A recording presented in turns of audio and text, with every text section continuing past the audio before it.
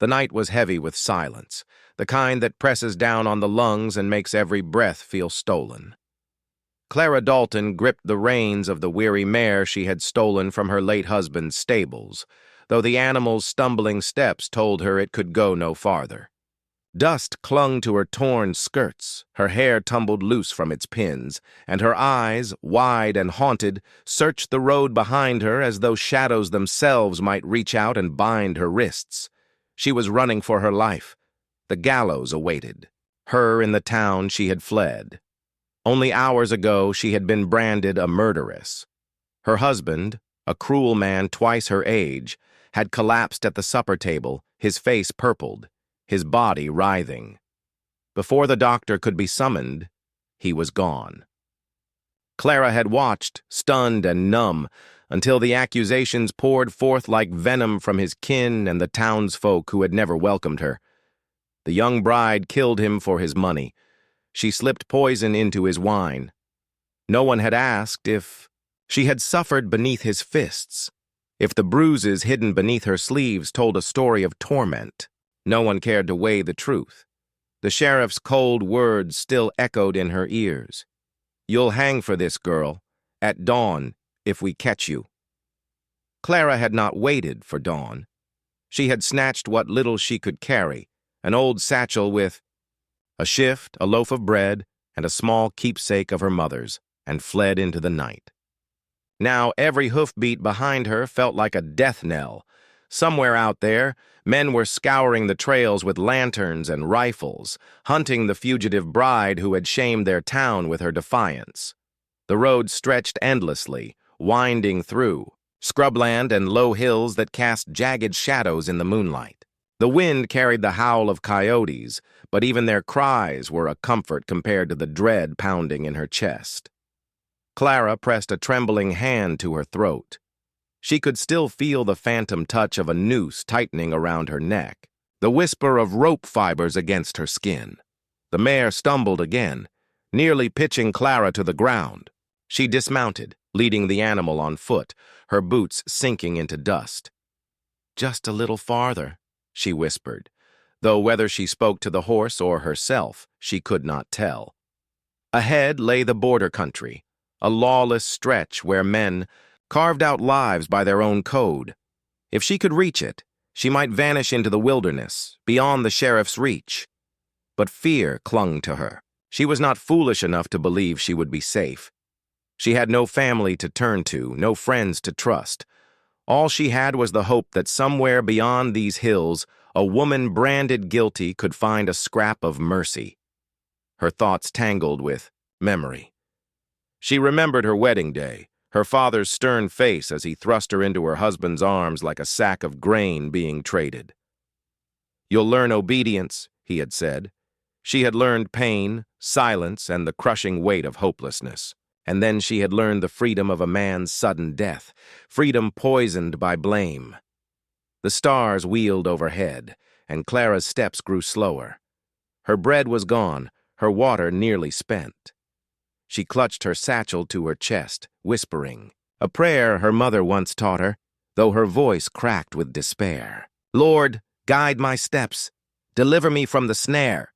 The mare's ears flicked back. Clara froze, listening. Hoofbeats, faint, distant, but growing. Her heart lurched.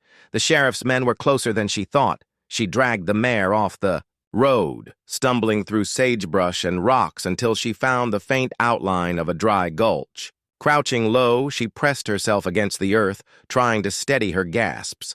Lanterns flared on the ridge above. Voices carried on the wind.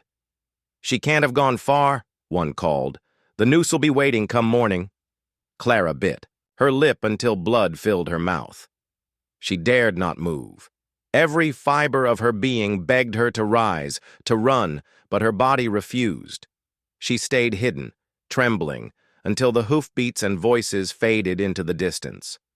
Only then did she crawl.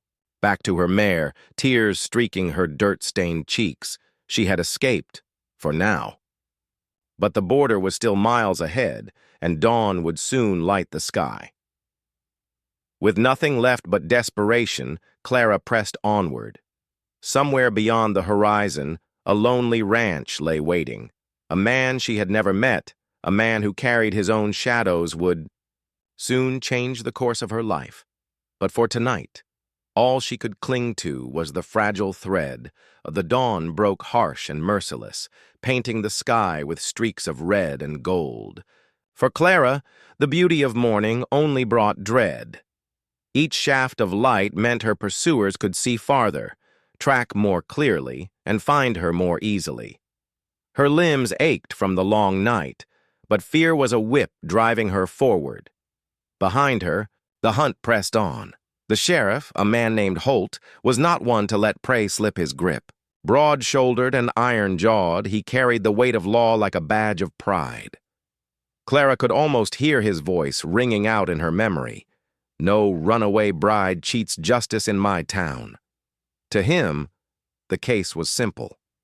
A wife hated her. Husband poisoned him and fled before trial. He wasn't interested in bruises beneath sleeves or the way the townsfolk turned blind eyes to cruelty. He was interested in order, reputation, and the $50 bounty tacked to Clara's name. And the men who rode with him. They were not chasing her for justice. They wanted coin, glory, or the grim satisfaction of watching a woman swing. Every one of them saw her not as flesh and blood, but as quarry. Clara's mind ran as hard as her body. She retraced every moment of that dreadful night. Her husband's face contorted in death, the way he clawed at the table before crumpling to the floor. She had sat frozen, horrified, until the shouting began. His brother had accused her before the body even cooled. No one listened when she denied it. No one wanted to. It was easier for them to believe the young wife had turned murderer than to admit that fate had cut down one of their own. She stumbled over a root, clutching at her mare's reins. The poor beast was half lame now, ribs jutting under its hide. Clara stroked its neck, whispering apologies. "Just a little farther, please, hold on." Her ears strained for the sound of hoofbeats. She knew they weren't far. She'd seen the glow of lanterns in the dark and heard the twang of men laughing as they tracked her, as if this were some sport. If they caught her, she would be dragged. Back to town in chains, her skirts torn and her dignity trampled. The image of the gallows rose in her mind again, the rope swaying like a viper ready to strike. The land here was rough and untamed, patches of scrub, rocky ridges, gullies carved by flash floods. Clara tried to use it to her advantage, keeping to low ground and masking her trail where she could. She remembered her mother's voice teaching her small survival tricks when she was a girl. Walk in the stream bed if you can. It hides your tracks. Break a branch behind you to confuse a tracker. Those memories were a thin thread tying her to the past, but tonight they might be her salvation. By midday, the sun bore down fiercely. Clara's lips cracked, her throat parched. She had only a swallow of water left in her flask. She hesitated before drinking it, knowing thirst would gnaw at her before the day was over, but in the end, desperation won. The water slipped down her throat like a blessing, though far too quickly gone. Her mare staggered, nearly collapsing. Clara had no choice but to let the animal rest in the scant shade of a mesquite tree. She leaned against the trunk, closing, her eyes just for a moment. Exhaustion pulled at her, but she dared not sleep. The sound of voices could come at any second, and indeed it did. Faint, carried on the wind, the sheriff and his men. "Tracks lead this way," one called. "She's close." Panic jolted Clara upright. She tugged at the mare's reins, whispering fiercely, "Up, girl! Please, you must get up!" The horse obeyed, trembling but willing, and together they slipped into a narrow ravine that cut through the land like a scar. The chase became a battle of endurance. The men behind her had fresh mounts, rifles, and food. Clara had only fear and grit, but fear can carry a soul farther than strength. Every time she faltered, the sound of laughter behind her spurred her on. Every time her legs buckled, she imagined the sheriff's cold hands clamping iron on her wrists. Still, Dread alone could not hold her up forever. By late afternoon, Clara was reeling. Her vision blurred, her head throbbed. She could feel her body's rebellion, weak, drained, desperate. For rest, she clutched her satchel tighter, the small keepsake of her mother pressing against her ribs, a reminder that she had once been loved, that perhaps she could be again if she survived this nightmare. The ravine opened at last, spilling her into a stretch of rolling hills. Somewhere beyond them lay the border, a line between law and wilderness, but it might as well have been the distance between heaven and earth. Could she truly reach it before Holt closed his fist around her? As the sun sank low, casting the land in copper and gold, Clara urged her mare onward. Her breath came ragged, her heart hammering, but her eyes fixed on the horizon. She would not be caught. She could not, even if it cost her every last ounce of strength. Clara swore she would cross that border. What she did not yet know was that the land ahead was not empty. A lonely rancher, scarred by his own grief, waited on the other side. And her desperate flight was about to change not only her fate but his as well, the hope that the noose had not yet found her neck. The land dipped and rose like an endless ocean of dust and rock, but Clara's eyes fixed on what lay ahead, the border river. A ribbon of dark silver under the fading light, it wound its way across the land, marking the line between the life she was running from and the life she prayed might yet be waiting. Her mare's steps faltered as they descended into the valley. The poor creature had given everything it had. Clara stroked the trembling neck with a hand that shook from exhaustion. "Just a little more," she whispered. "We're almost there." But when the river came into view, Clara's breath caught. It was no gentle stream she faced. The current churned fast and deep, swollen from recent rains. The water glinted ominously in the twilight, a living thing eager to drag her under. Her heart sank. She had hoped for a shallow ford, but this was peril. Behind her, the faint echo of voices carried on the wind. Holt's men were still on her trail. She could picture them cresting the ridges, rifles slung, eyes sharp with hunger for reward. She had no choice. The river had to be crossed, or the gallows would claim her before dawn. Clara untied the satchel from her saddle and slung it across her chest, securing it with trembling fingers. It held her mother's keepsake, the only piece of bread she had left, and the last scrap of her past.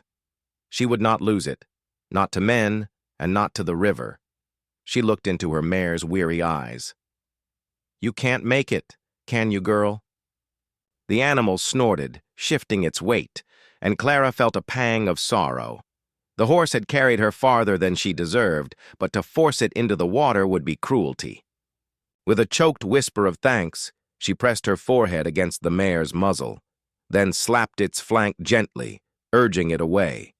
The creature staggered off toward the brush, free at last from the burden of her flight. Alone, Clara turned to the river. Her boots sank into the mud at the bank as she waded in.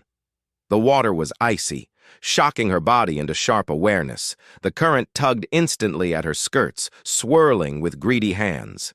She clutched her satchel tighter, fighting panic. Each step dragged her deeper until the river lifted her off her feet entirely. Cold water surged around her, pulling, spinning. Clara kicked and clawed her way forward, lungs burning as spray stung her eyes. She prayed between gasps, every word torn away by the roar of the river.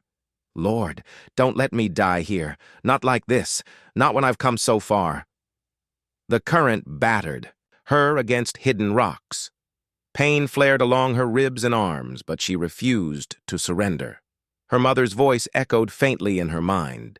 "The river is strong, but so are you."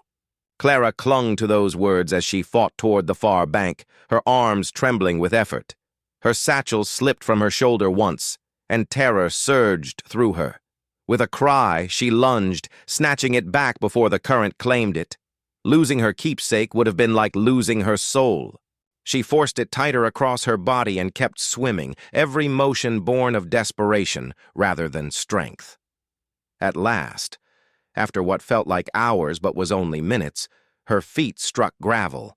She stumbled forward, clawing at reeds, dragging herself from the river's grip. Her body collapsed onto the muddy bank, soaked and shivering. For long moments she lay there, coughing water, too weak to move. The stars wheeled above her, sharp and bright in the darkening sky. Somewhere in the distance, coyotes howled, and the sound felt both terrifying and freeing. She was on the other side. She had crossed. But safety was still a fragile dream. Clara knew the sheriff's men might not stop at the border. Some men respected lines, others did not. And the land beyond was no haven. Only wild country filled with strangers, dangers, and unknown trials. She pushed herself up, her body aching from head to toe. Her clothes clung cold and heavy to her skin. She wrapped her arms around herself, teeth chattering, and forced her legs to stand. One step, then another. Always forward. There was no going back now. As she staggered into the wilderness, her thoughts grew hazy with exhaustion. Still, she clung to one truth. The noose had not claimed her. She had outrun it for another day, and just beyond the next stretch of land, fate was waiting in the form of a man named Ethan McGraw, a rancher with ghosts of his own. Neither of them yet knew it, but the crossing of the river was more than the start of Clara's freedom. It was the beginning of a story that would bind their lives together in ways neither could imagine. Clara stumbled through the darkness, every step heavier than the last. Her skirts, still soaked from the river, clung to her legs, pulling at her like chains. The night air bit at her wet skin, and her body shivered violently with exhaustion and cold. She carried her satchel pressed tightly against her chest, her only companion in the endless wilderness. She did not know how far she had walked since leaving the riverbank. Time had slipped into a haze of pain and determination. Her feet ached, her knees buckled, and each breath rattled in her chest. Still, she pressed forward. To stop was to surrender, and surrender meant capture. But at last, her body betrayed her. Her vision blurred, the stars wheeled in dizzy spirals above her, and she crumpled into the dust of the open plain. She lay there, half-conscious, unable to summon the strength to rise again. It was in this state that Ethan McGraw found her. Ethan had been riding the fence line of his ranch, checking for breaks. The border country was rough, and rustlers were known to cut through his land under cover of night. He had grown used to solitude since the loss of his wife and young daughter years ago, his days reduced to chores, his nights to silence. This ranch was his world now, cattle, fences, and the ceaseless wind. When his lantern's glow fell upon the figure sprawled in the dirt, his first thought was that it was a trespasser, maybe drunk or wounded. He slowed his horse, suspicion rising. In this land, strangers meant trouble more often than not. But as he dismounted and crouched beside the figure, his sharp eyes took in the details. A young woman, barely more than skin and bone, her dress torn and plastered to her with mud, her face pale and drawn. Her lips moved faintly, though no words came out. Ethan frowned. She looked less like a trespasser and more like a soul fleeing death itself. "Miss," he said, his voice low but firm. "Can you hear me?"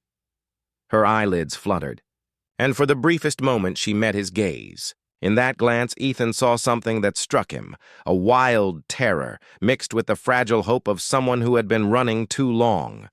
Before he could say more, her eyes closed, and she went limp. Ethan swore under his breath. He could not leave her there.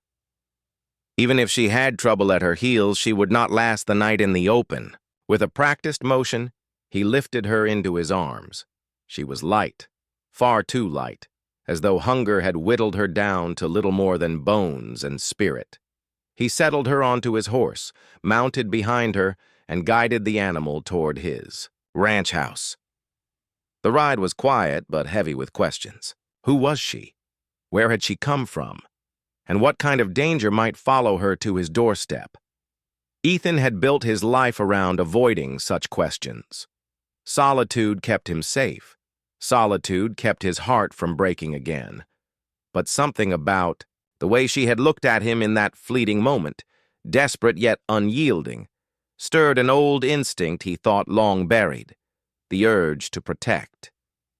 By the time they reached the ranch, the moon was high, casting silver light across the quiet homestead. Ethan carried the woman inside, laying her carefully on the worn leather couch near the hearth. He stoked the fire, its warmth filling the room, and fetched blankets to cover her trembling body. For a while, he simply watched her, trying to piece together the mystery. Her hands were blistered, her nails broken, her face streaked with dirt and tears. This was no ordinary traveler. She had fled something vicious enough to drive her across wild country and into a stranger's arms. When he removed, the satchel still clutched against her chest, he felt her fingers twitch as if in protest, even in unconsciousness. Curious, he set it aside but did not open it. Whatever secrets it carried were hers, at least until she trusted him enough to share them. Ethan sat back, rubbing a hand across his jaw. He should be wary. He should ride to town at dawn and inform the sheriff of the stranger collapsed on his land. That was the sensible choice. But looking at her there, shivering even under the fire's glow, Ethan knew he wouldn't. His heart, scarred though it was, could not abandon a woman who looked like she'd already stood at the edge of death. "Whoever you are," he muttered softly, more to himself than her, "you'll rest here tonight. Tomorrow, we'll see." Unbeknownst to Ethan, Clara stirred faintly under the blankets, her mind drifting in dreams haunted by gallows and river currents. Yet in those dreams, the warmth of fire and the strength of unfamiliar arms wove their way in, chasing back the darkness. For the first time since her flight began, she felt the smallest flicker of safety, and for Ethan McGraw, who had long lived with only silence for company, the arrival of the fugitive bride marked the first crack in the walls he had, built around his lonely heart. Clara woke to warmth. For a moment she thought she must be dreaming, that she had slipped from the cold riverbank into some heavenly reprieve. Soft blankets cocooned her body, and the scent of wood smoke filled her lungs. She blinked groggily, her vision swimming until the outlines of the room around her came into focus. It was a ranch house, plain, sturdy, and worn by years of use. The walls were paneled in dark wood, the shelves lined with books and old tools. A fire snapped in the hearth, casting a golden glow that banished the shadows of night. Clara pushed herself up slowly, her limbs weak, her body aching from every mile she had fled. Then her gaze fell on the man. He sat at a table near the window, his posture relaxed but watchful, as if his presence were both a guard and a comfort. He was broad-shouldered, his hair touched with gray at the temples, his face weathered from sun and sorrow. His hands, strong and scarred, rested on the table, a mug of coffee steaming between them. Their eyes met, and for a heartbeat, Clara froze. "You're awake," he said, his voice low and even. Clara's mouth went dry. She clutched the blanket closer to her chest, unsure if she should speak. Fear prickled in her veins. Who was this man? What did he know? Had he already guessed what sort of fugitive had landed on his doorstep? "You collapsed on my land," he continued when she gave no answer. "I couldn't leave you there. You were half dead from cold and hunger. So I brought you here." His words were simple, without demand or judgment. Clara swallowed hard. I thank you," she whispered, her voice hoarse from thirst. He nodded once, then poured water from a pitcher into a tin cup and brought it to her. She drank greedily, the coolness soothing her parched throat. When she finished, she dared a glance at him again. He watched her, not unkindly, but with a steady scrutiny that made her heart race. "I'll not ask your story," he said finally. "Not tonight. You need rest." Relief washed over her, though only in part. He might not press her now, but questions would come eventually. Men always wanted answers, explanations, proof. And what could she tell him? That she was running from the Noose? That she had been branded a murderess for a crime she hadn't committed? If he believed her guilty, he might deliver her to the sheriff himself. No, she could not tell him. Not yet. "I'm Clara," she said at last, giving him the one piece of truth she dared. "Ethan McGraw," he replied. "This is my ranch." Silence, stretched between them, broken only by the crackle of fire. Clara pulled the blanket tighter, her eyes darting to the satchel lying on the nearby chair. He had not opened it. She felt a wave of gratitude that her meager belongings and her secrets remained untouched. Over the next few days, Clara recovered slowly under Ethan's roof. He gave her space, speaking little, though he provided food, clean clothes from a chest of his late wife's, and quiet strength whenever she faltered. She helped where she could, sweeping the hearth, mending torn shirts, or cooking small meals to repay his kindness. Yet beneath the surface, Clara lived in constant fear. Every creak of the ranch house made her flinch, thinking it might be lawmen at the door. Every question Ethan did not ask felt like one he might still demand. She kept her story locked inside, a secret that weighed heavier than the satchel she carried. Ethan, for his part, was not blind. He saw the way she avoided certain topics, how her eyes darted toward the window whenever a rider passed on the distant trail.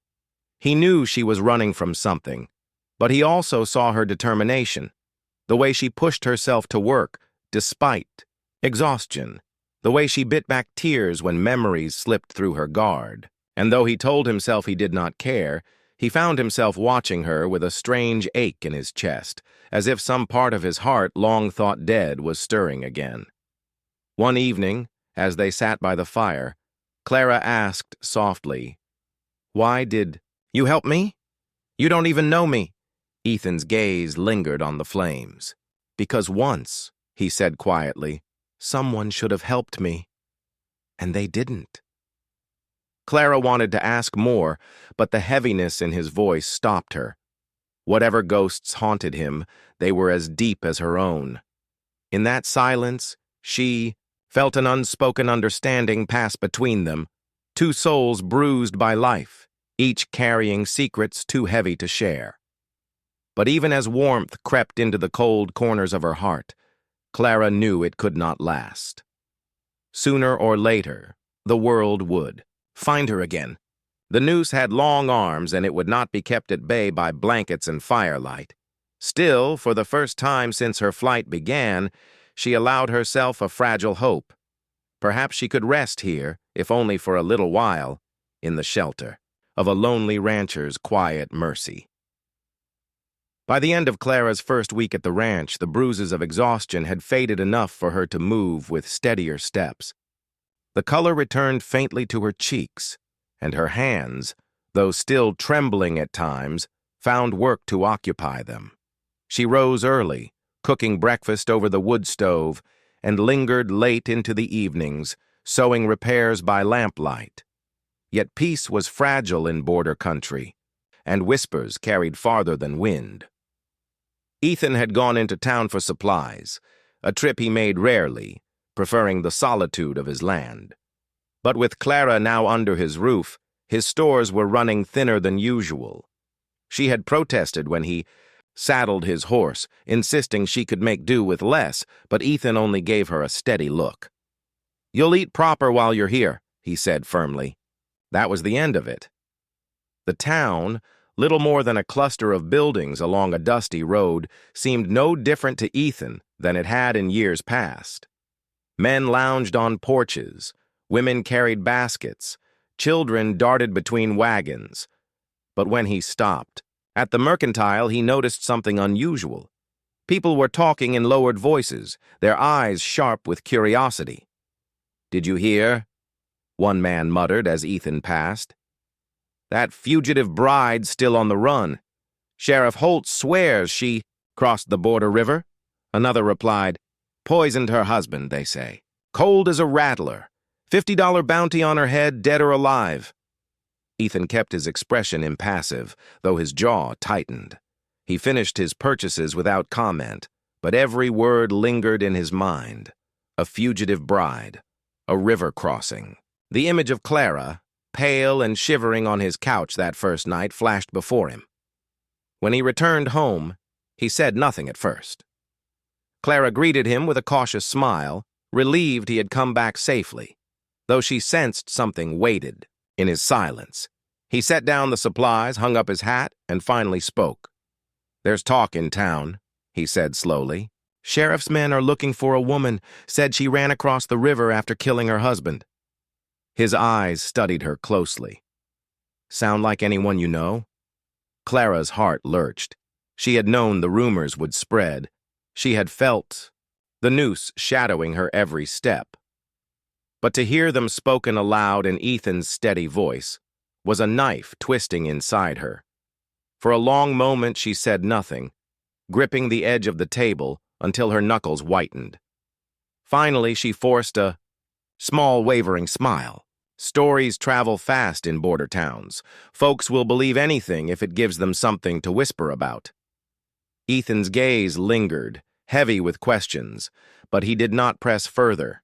He only nodded once and changed the subject, though she could feel the weight of his unspoken doubts between them. That night, Clara lay awake long after the fire had burned low, listening to the creak of the old house and the distant call of coyotes.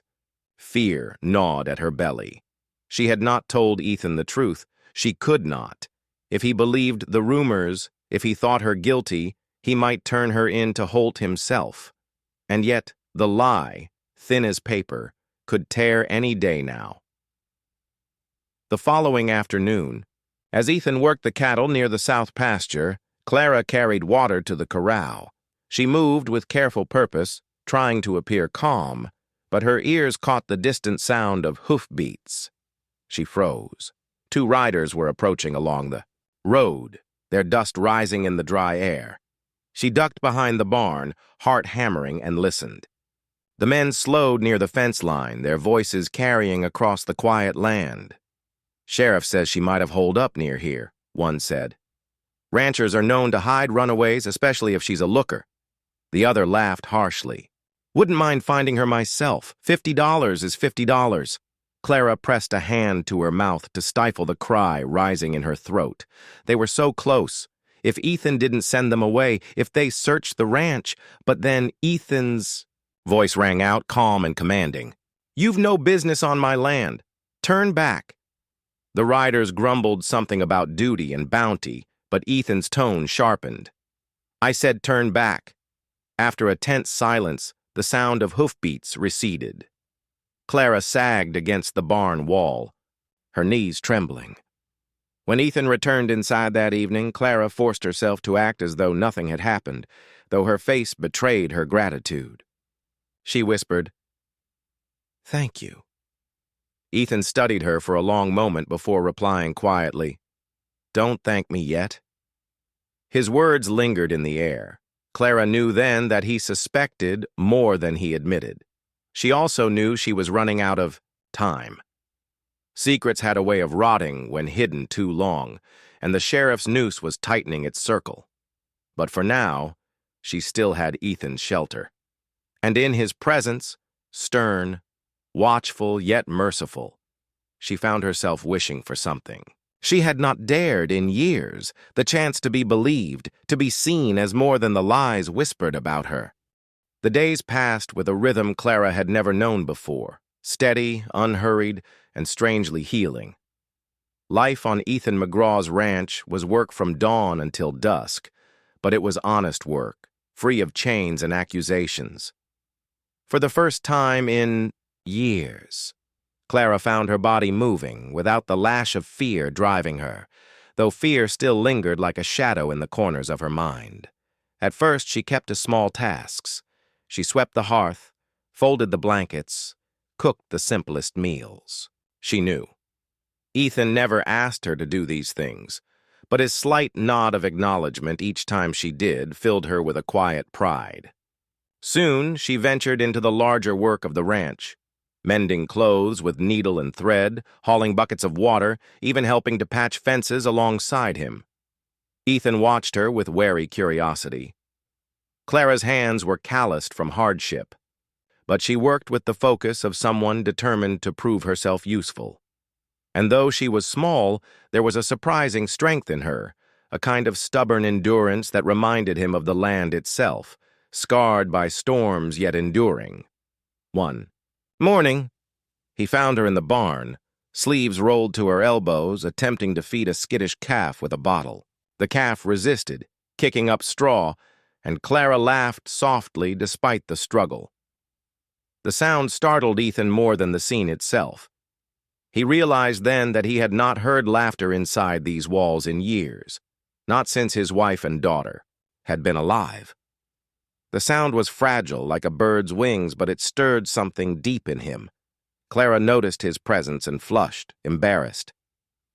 "I'm not much good with animals," she admitted, brushing straw from her skirt. "You're doing fine," Ethan said, his voice gruff but not unkind.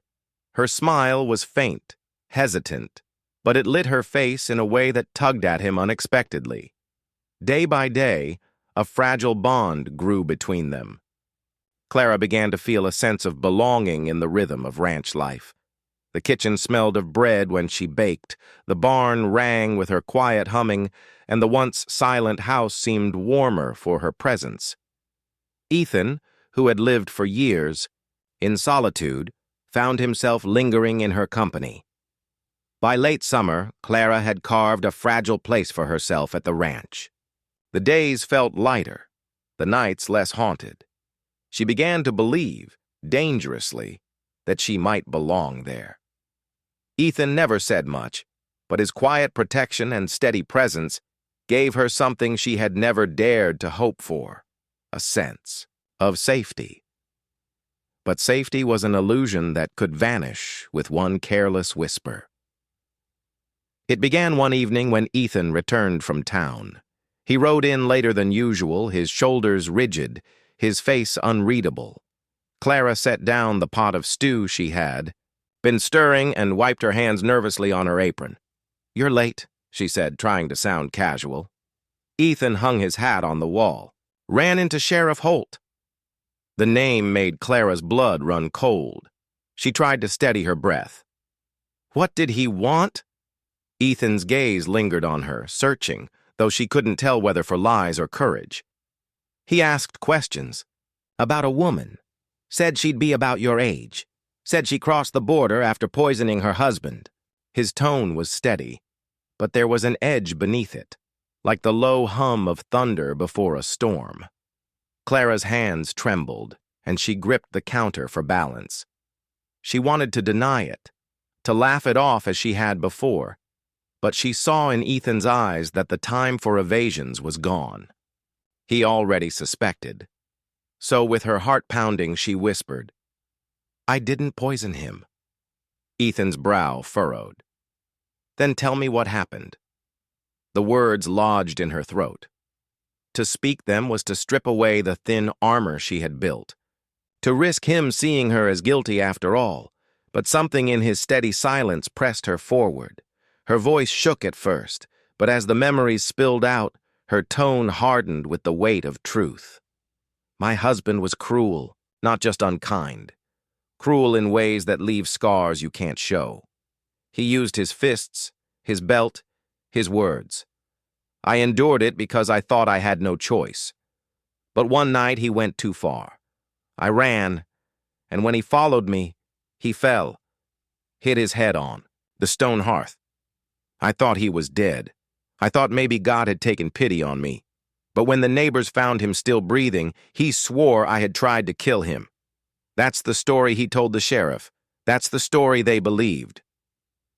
Her chest heaved with the weight of confession. Tears pricked her eyes, but she refused to look away from Ethan. For a long moment, silence stretched between them. Only the stew bubbled faintly in the pot. Ethan's expression was unreadable, carved from the same stone as the hills. At last, he said quietly, "You should have told me sooner." Clara flinched. "Would you have let me stay?" His silence was answer enough, and she turned away, ashamed. That night she lay awake long after Ethan's boots had settled by the door.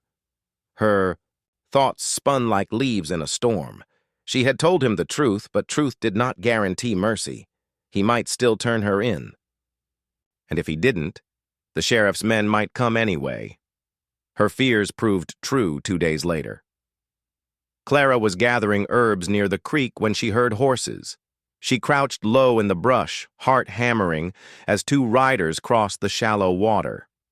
Sheriff Holt rode in front, broad-shouldered, his eyes sharp beneath his hat. His deputy trailed behind. Clara froze, barely daring to breathe. She could hear their voices clearly. "She's close," Holt said. "Some fool rancher's probably hiding her. These men don't know what trouble they're bringing down on themselves." Clara's pulse thundered in her ears. If they searched Ethan's ranch, they would find her. If Ethan betrayed her, her fate was sealed. The men passed without seeing her, but the terror lingered. Clara hurried back to the ranch, her skirts damp, her hands shaking. Ethan was in the yard repairing a fence when she stumbled toward him. "They're coming," she whispered, her voice raw with fear. "The sheriff. He knows." Ethan looked at her for a long moment, then set down his hammer. His face was grim, but there was no hesitation in his voice when he said, "Then we'd better be ready." The words struck Clara like a blow, not because of their severity, but because of what they meant. Ethan was not casting her out. He was standing with her. But even as relief warmed her chest, fear returned twice as fierce. The sheriff would not give up. The past was coming for her, riding hard across the borderlands. The morning dawned heavy with tension, the sky gray and low as if it too sensed what was coming. Clara rose before the sun, her body restless, her mind unable to quiet. She moved about the cabin in silence, laying out bread and cheese for Ethan, fetching water, though her hands trembled so badly she spilled half of it. Ethan noticed. He always noticed. "You'll wear yourself to bone before the sheriff even sets foot here," he said, his voice calm, almost steady enough to fool her. Almost. She shook her head. "You don't understand, Ethan. If they find me here, they'll hang me. They won't ask questions. They won't listen. They'll just—" Her voice broke. Ethan set down the rifle he had been cleaning and crossed to her. His hand rested lightly on her shoulder, a gesture more steadying than words. "Then they won't find you," he said simply. It should have reassured her, but fear gnawed deeper. She knew how relentless Sheriff Holt could be. Men like him weren't swayed by pity. They believed the law was a noose, and he meant to tighten it around her neck. By mid-morning, the sound of hooves thundered across the dry earth. Clara froze at the window, her breath catching. Riders, 4 of them this time, approached in a cloud of dust. Sheriff Holt led, tall in the saddle, his broad frame as intimidating as his hard stare. His deputy flanked him, and 2 others, ranch. Hands likely deputized for the hunt, trailed behind. Ethan stepped outside before they could call. He didn't take a weapon in hand, but Clara saw the rifle propped against the porch railing, close enough to reach. His stance was calm, shoulders squared, but Clara knew him well enough now to sense the storm brewing beneath his quiet. "Holt," Ethan said, voice steady. "McGraw," the sheriff replied, drawing his horse to a stop. Dust swirled in the air between them. "I'm looking for a fugitive woman. Dark hair about yay high." He gestured with his hand. "Mean little streak in her. Goes by the name Clara Weston. You seen her?" The name hung heavy in the hot air. Clara, watching from behind the curtain, felt her heart claw its way into her throat. She gripped the window frame until her knuckles whitened. Ethan's expression did not change. "Plenty of women pass through these parts," he said. "I don't keep count of them all." Holt's gaze sharpened. "You're a decent rancher, Ethan. Not the type to get tangled in another man's mess, but harboring a fugitive? That's more trouble than you can afford." "I don't make it a habit to meddle in other folks' affairs," Ethan said, his tone even. "Nor to hand over strangers to hangmen just 'cause someone says they should." Clara pressed her hand to her mouth, tears burning her eyes. He wasn't betraying her. He was standing between her and the gallows. The sheriff's deputy shifted uneasily in the saddle. "Sheriff, maybe she ain't here." Holt cut him off with a sharp glance. His eyes narrowed back on Ethan. "You think you can outstubborn the law? That woman's a liar and a killer. If she's here, you'll regret siding with her." Ethan's jaw tightened. "I've known killers, Holt. That woman's not one of them." It was a bold declaration, and Holt knew it. His stare lingered, probing for cracks, but Ethan's resolve held firm. After a long moment, Holt spat into the dust. "You're making a mistake, McGraw. A man can't live forever on the border of law and lawlessness. One day it'll come down on your head." With a tug of his reins, he wheeled his horse around. The riders followed, though their eyes flicked toward the cabin, suspicion burning. Clara didn't breathe until the cloud of dust faded into the horizon. Her knees buckled with relief, and she slid against the wall. Ethan stepped inside, his expression grim. "They'll be back," he said. Clara wiped at her tears. "Why did you do that? Why risk yourself for me?" Ethan studied her for a long moment, his weathered face unreadable. Finally, he said, "Because I've lived too long with ghosts. I'm not letting another innocent hang if I can stop it." The words cracked something inside her. For so long, she had borne her burden alone, but here was a man willing to share the weight, even at great cost. Yet fear still lingered. The sheriff might retreat for now, but Clara knew he wouldn't stop. The law had already branded her guilty. And no matter what Ethan believed, the noose still hung in the distance, waiting. As the sun dipped behind the hills that evening, Clara sat by the fire, her mind torn between dread and hope. The siege had begun, and she could no longer pretend. Her past would stay buried. The night after Sheriff Holt's visit felt longer than any Clara had ever endured. Sleep would not come, no matter how tightly she wrapped the quilt around herself. Each creak of the cabin timbers, each rustle of the prairie grass outside, sent her heart leaping into her throat. Holt's words replayed again and again in her mind. That woman's a liar and a killer.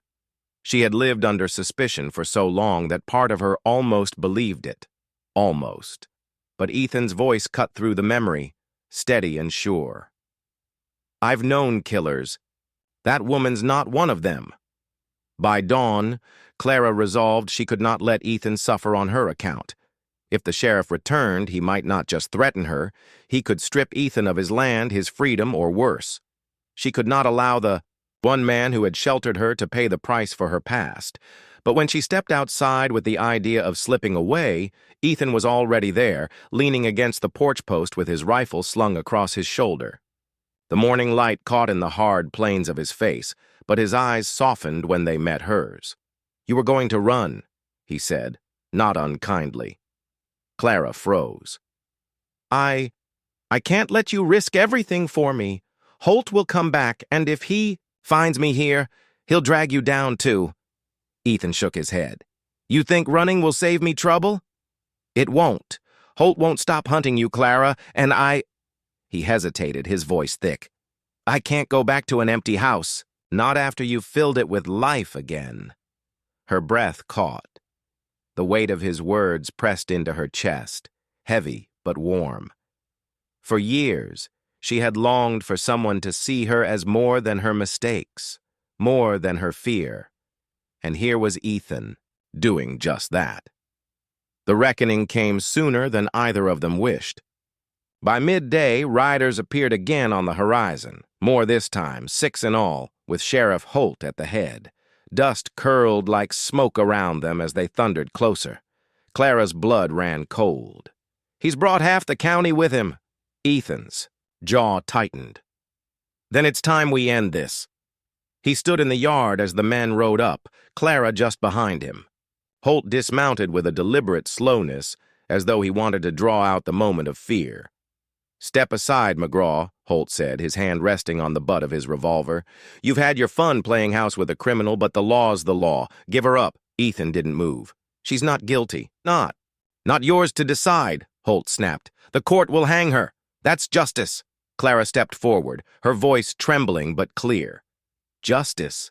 Is it justice when a man forces his daughter to marry against her will? When he beats her until she flees? When he spreads lies to keep her silent?" The men shifted uneasily, exchanging glances. Holt's jaw worked, but his voice grew harder. "She murdered her husband." Clara shook her head. "No. He fell from his horse drunk. I tried to help him, but he was gone before I could fetch a soul.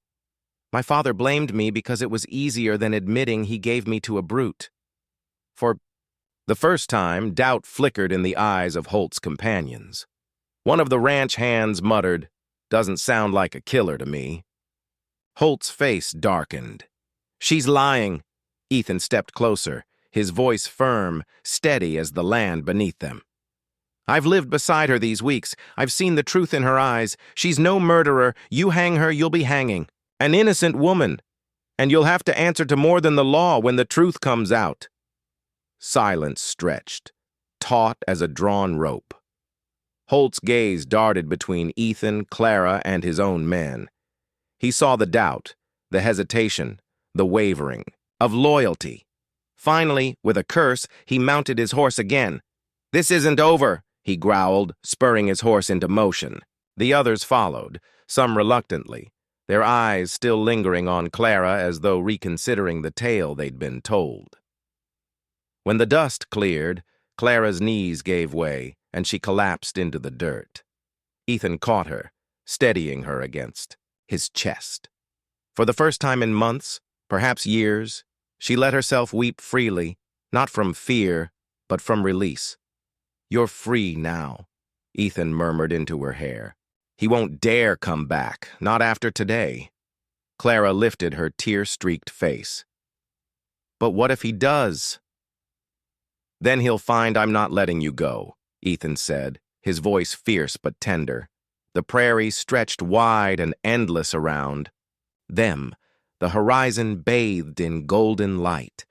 For Clara, it no longer looked like a wilderness of fear, but a home, a place where her past could no longer chain her, and where a lonely rancher's quiet strength had given her the courage to stand.